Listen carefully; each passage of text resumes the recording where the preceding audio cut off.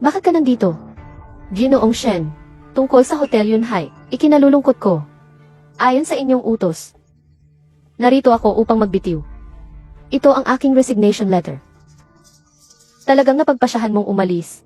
Emma Shen, ako.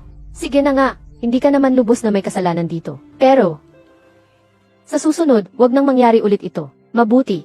CJ, salamat, Ginoong Shen. Mauna ka na. Tatay, ito ang dati kong bahay. Nga. Ito kami ng nanay mo.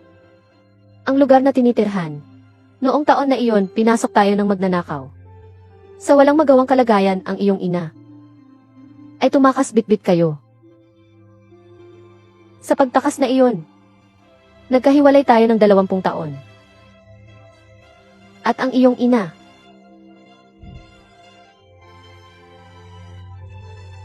Xiaoyu. Tingnan nyo. Ito ang inyong ina. Sa hinaharap, mayroon pang isang larawan ng buong pamilya. Sayang. Okay lang, di ba? Pwede naman tayong kumuha ulit ng larawan. Kahit na umalis na si mama, pero bumalik naman kami ng kuya ko.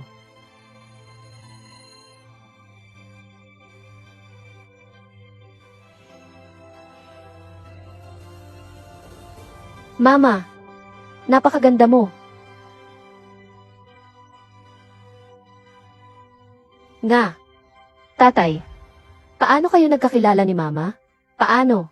Malayang pag-ibig? O ipinakilala ng iba? Noong panahong iyon, nagtatrabaho ako sa isang pabrika. Ang nanay mo naman, ay babaeng manggagawa sa pabrikang iyon. Isang pagkakataon, ang iyong ina ay nasa labas. Inapi ng 2 maliit na siga. Sinalba siya ni Papa. Simula noon, nagkakilala kami. Wow! Ang bayani ay nagligtas ng dalaga, at nakuha ang dalaga. Papa, ang galing. Ano ang nangyari pagkatapos? Tatay, ganito lang, inalay ni nanay ang kanyang sarili.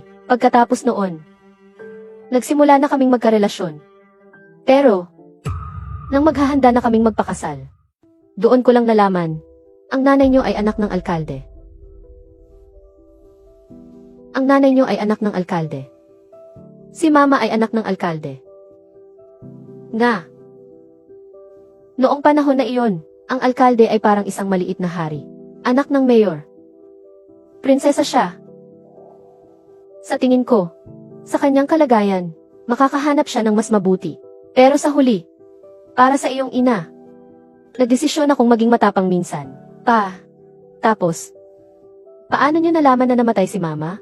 Noong una, ako at ang mama mo ay nagtanan at nagpatuloy kami sa buhay na nagtatago.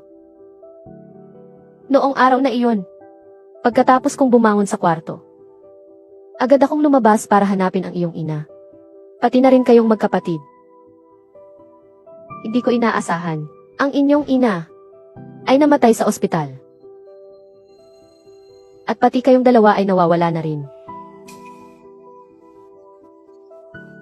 Sabi ni Ama, noong taon na iyon, bigla akong nagkasakit ng malubha. Para magpagamot, mabilis nila akong dinala sa Jiangshan para magpagamot. Mukhang lahat ng ito ay nakatakda na ng tadhana. Sabi ng matanda, nakita niya ako sa tabi ng ilog. Dapat noong panahon na iyon, dinala ako ni Ina. Habang tumatakas kasama si Kuya, hindi sinasadyang napunta ako sa tabing ilog. Marahil ito na talaga ang kapalaran. Pagpalain sana ng Diyos ang aking mga anak. Lahat sila ay bumalik. Masaya ako. Naniniwala ako. Ang kaluluwa ng inyong ina sa langit ay maaari ng mamahinga. Xiaoyu. Sinabi ito ng tatay sa inyo para malaman ninyo. Tayo ay isang pamilyang nagmamahalan. Ano mang mangyari, pwede mo itong direktang sabihin. Ano ang gusto mong gawin? Pwede mo na itong direktang gawin. Walang kailangan. Itago ito. Ang mga bagay sa mundo ay hindi tiyak. Kung talagang dumating ang oras na iyon, marami kang pagsisisihan. Tatay, may sasabihin ako. Kung ang aking pagkatao ay malantad, Kahit na magdudulot ito kay tatay at kay kapatid ng masaganang buhay, pero hindi maiiwasan na tulad ni Shen Qilan at iba pang mapagsamantalang kamag-anak, patuloy na kinukulit ang tatay ko. Matanda na si tatay. Hindi na dapat pabayaan si tatay.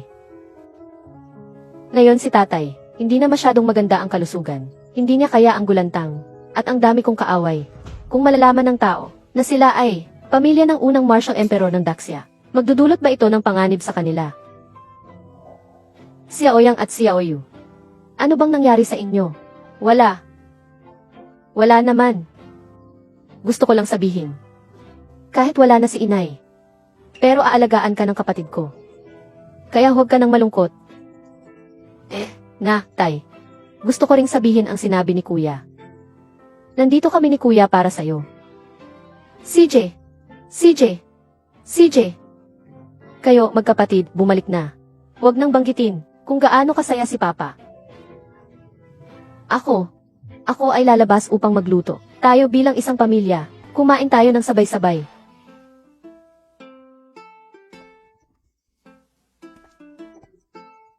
Kapatid, ilang taon ka nang nagtatrabaho sa labas?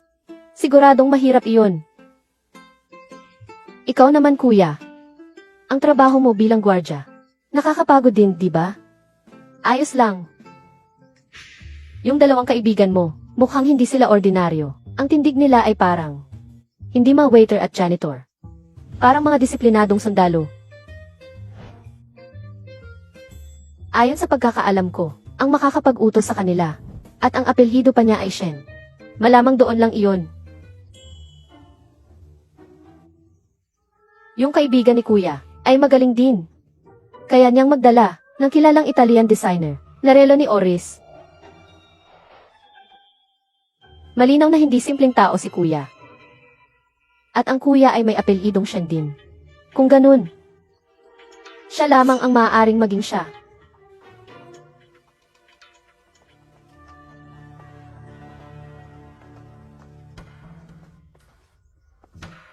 Nasa bahay kayong lahat. Tiya at pinsan, hindi pa ba sapat ang palo? Ihingi na naman ng palo. Xiao Yu, bakit ka naman nagsasalita ng ganyan? Ako ang tiya mo. At saka, dati, mga nagkakamali lang iyon. Gabi na. Bakit nandito? Si tiya at pinsan. Ngayon ang araw ng pagkikita ninyong magkapatid, at ng tatay mo. Kaming dalawa ng pinsan mo ay narito para bumati. Pinsan. Qilan, bakit ka nandito? Kuya, binabati kita. Sa wakas natagpuan mo na si Xiao Yang at si Xiao Yu. Muling nagtipon ang buong pamilya. Kuya, medyo malamig sa labas. Huwag mong hayaang lamigin ang bata. Pumasok na tayo sa loob.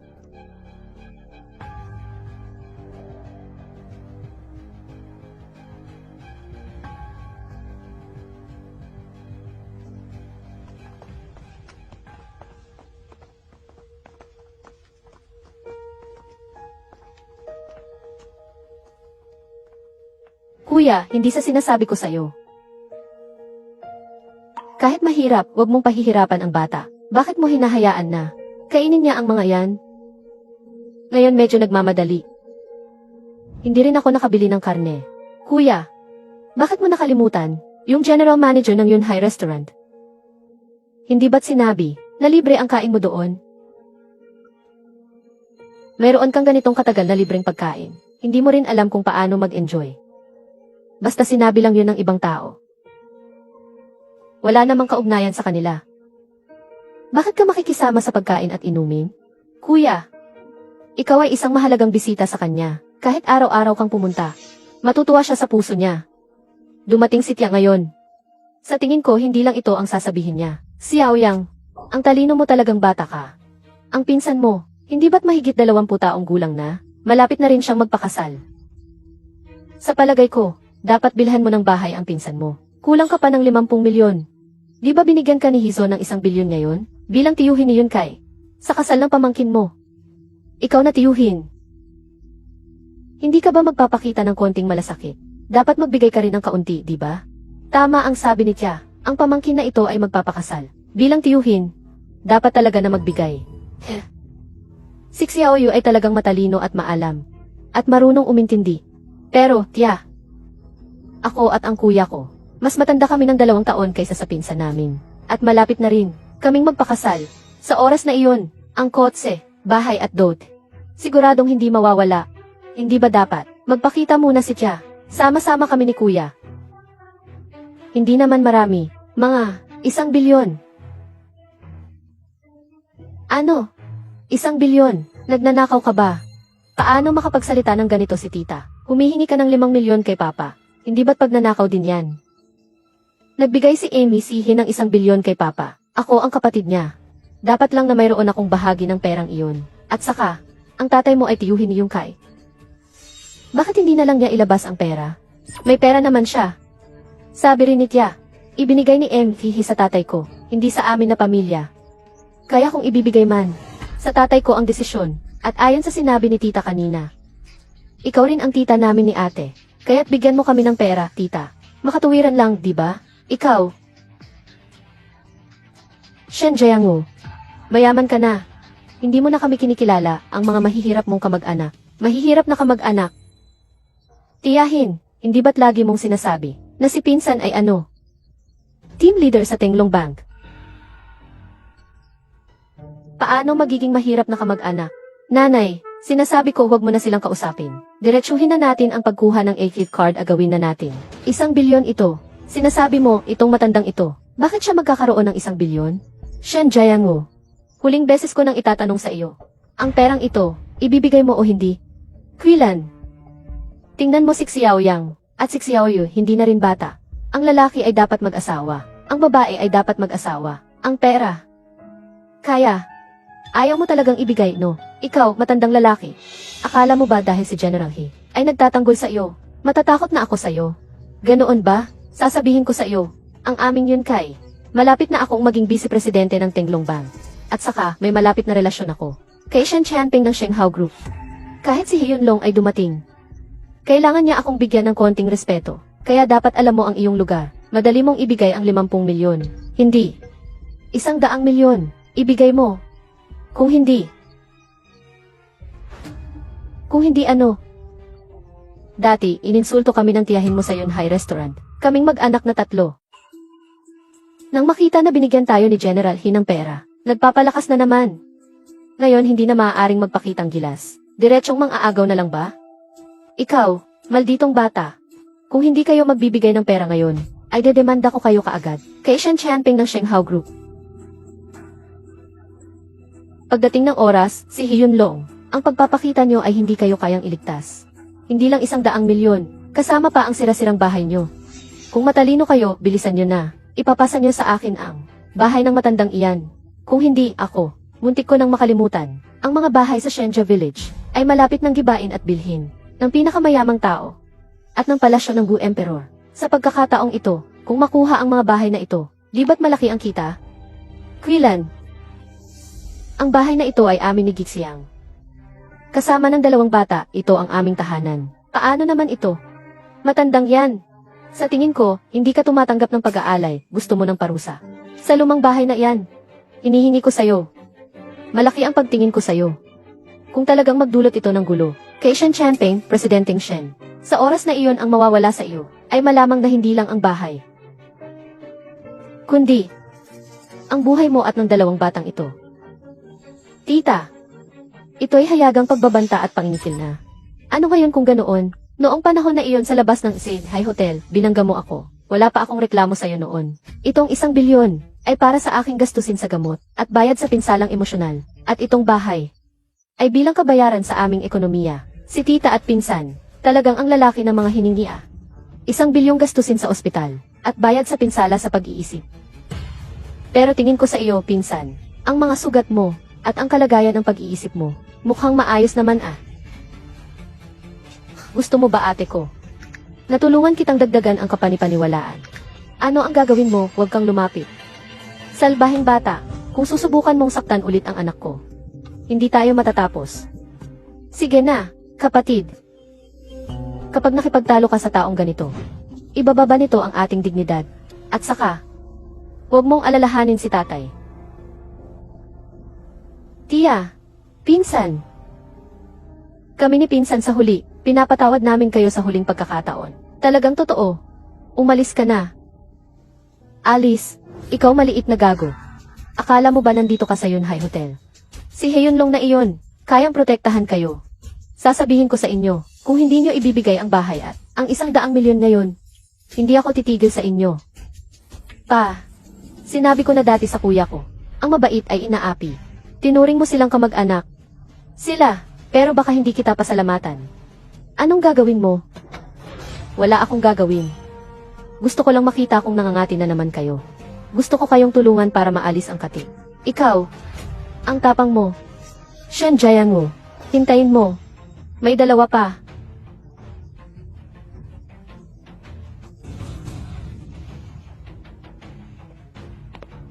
Xiao Yang, Xiao Yu. O kaya, alis na lang tayo dito. Pa. Dito ang alaala ninyo ni Nay. Kaya mo ba talagang gawin ito? Pero kung para sa bahay na ito, mas iniisip ni tatay ang inyong kaligtasan. Pagkatapos ng lahat, si Shen Chanping, tatay, huwag ka nang mag-alala. Nandito kami ni kuya. Walang mangyayari. Kuya, mukhang maganda ang panahon ngayon. Lalabas ako para maglakad-lakad.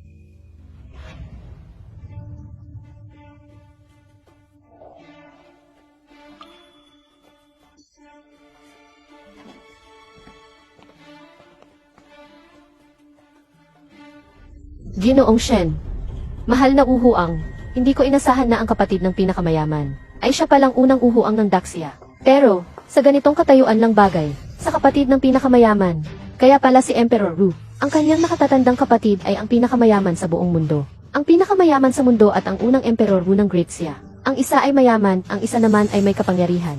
Ang magkapatid na ito ay malamang natatayo sa tuktok ng mundo. Ngayong araw, pinapunta ko kayo dahil may kailangan kayong gawin.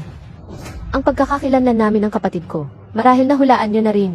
3 araw mula ngayon, kami ng aking kapatid ay magdaraos ng isang welcome party sa Jiangyan City. Sa oras na iyon, ay formal naming ipapakilala ang aming pagkakakilanlan. Mangyaring ipamahagi ang mga imbitasyon at ipaalam sa lahat ng kilalang tao sa Daxia. Ginoong Shen, tinago niyo po ang pagkataon niyo noong araw na iyon. Natatakot po ba kayong matakot ang matandang Shen? Sa pag-anunsyo ng napakagarbo, ang pagkataon niyo at ng Emperor Wu. Hindi kaya? Nga, Emperor Wu, ang matanda ay may edad na. Huwag kayong mag-alala tungkol dito. Gawin niyo lang ang nararapat. Secretary Chen, kapag nagpapadala ng mga imbitasyon, huwag kalimutan, si Shen Chanping ng Shenghao Group, at ang Fujilong Bank, kay Chen Yun at kayong dalawa. Sa ganitong okasyon, kung wala ang mahalagang tao, mukhang hindi maganda.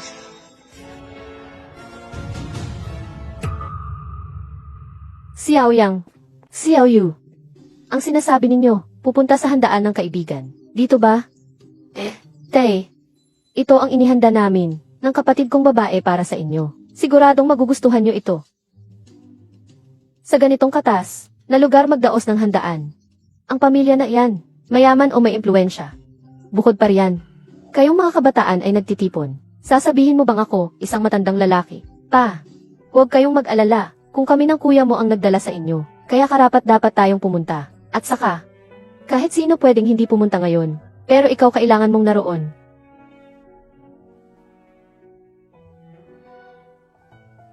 Tatay, pumasok na tayo. CJ, tumigil ka. Ngayon dito ay may isang malaking tao na magdaraos ng piging. Ang mga hindi imbitado ay kailangan lumayo. Kami ay narito para dumalo sa piging. Ang aming mga imbitasyon ay may pulang may diamanting palamuti. Kung ikaw ay maglalakas loob na magpalsipika, kaibigan, ang ganitong imbitasyon ay para sa pinakamataas na antas. Gintong imbitasyon, normal lang na hindi mo pa nakikita. Sa inyong tatlo, siguro ang tunay na imbitasyon ay hindi nyo pa nakikita. Sasabihin ko sa inyo, ngayon ay ang pinakamayamang tao sa mundo, at ang unang emperor ng martial arts ng Daxia, ang magkasamang nag-organisa ng pagbabalik na piging. Ang mga naimbitahan ay mga pinakamataas na tao sa lipunan. Sa tingin mo ba? Ano ang sinabi mo? Dito ay ang pinakamayaman sa mundo, at ang pagbabalik ng unang emperador ng martial arts. Mali ba ang pinuntahan natin? Pa, huwag kang mag-alala, hindi tayo nagkamali. Dito nga. Walang kasalanan ang hindi nakakaalam, dahil ikaw ay walang alam, hindi na kita papatulan. Kung matalino ka, Umalis ka na agad. Kung hindi, ano? Sa tingin mo, kayong isang gwardya at isang tagasilbi. Gusto lang nilang pasukin ang ating dalawang big boss na pagbabalik na salo-salo. Nagpapakamartir talaga. Bastusan. Naglakas loob na bastusin si Gishen. Shen. Shen. Miss Shen. Hindi ba ito si Ginoong Hinang Yunhai Hotel? Kayo rin ba ay dumadalo sa salo-salo? Ginoong Shen. Tawagin niyo na lang akong Xiao He. Salamat sa pinakamayaman at sa Emperor Wu sa kanilang paggalang. Mapalad akong makadalo sa pagbabalik piyesta ng dalawang boss. Hindi ko akalain na dito makikita ko si Ginoong Shen, sila Xiao Yang at Xiao Yu. Ang nagdala sa akin dito para dumalo. Hindi ko inakala na makakarating ako sa pagbabalik na salo-salo ng pinakamayaman sa mundo. Naghahanda na akong dalhin ang dalawang batang ito at umalis ka agad. Mukhang itong si Ginoong Shen ay hindi pa alam ang tunay na pagkakakilanlan ng kanyang mga anak. Natatakot ako na sa pagdiriwang ng pagbabalik na ito, ang dalawang malaking tao ay kailangang ipagtapat ang kanilang pagkakakilanlan sa kanilang ama. Ginoong Shen, tiyak. Siya ay kaibigan ni na Ginoong Shen at Binibining Shen. At naroon din siya sa pagdiriwang ng pagbabalik ng dalawang malaking tao. Nais kong kayo ay dumalo sa napakarangyang salo-salo. Kaya naman iniimbitahan ko kayo. Ginoong Shen. Kayo po, dahil sa pagmamalasakit ng inyong mga anak, huwag na po. Pinahirapan ko pa ang mga bata.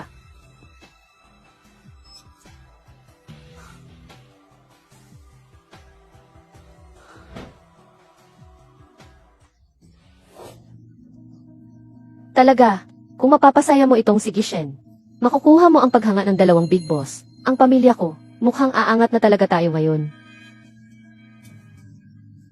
Shen, magsisimula na ang salo-salo. Mangyari. General, ito. May nangyari, ako ang mananagot. Hindi ba? Sa aking katayuan, hindi pa pwedeng magdala ng kaibigan sa party. Kailangan mo pa rin akong papuntahin para mag-apply sa boss mo. Pakiusap. Umalis na tayo.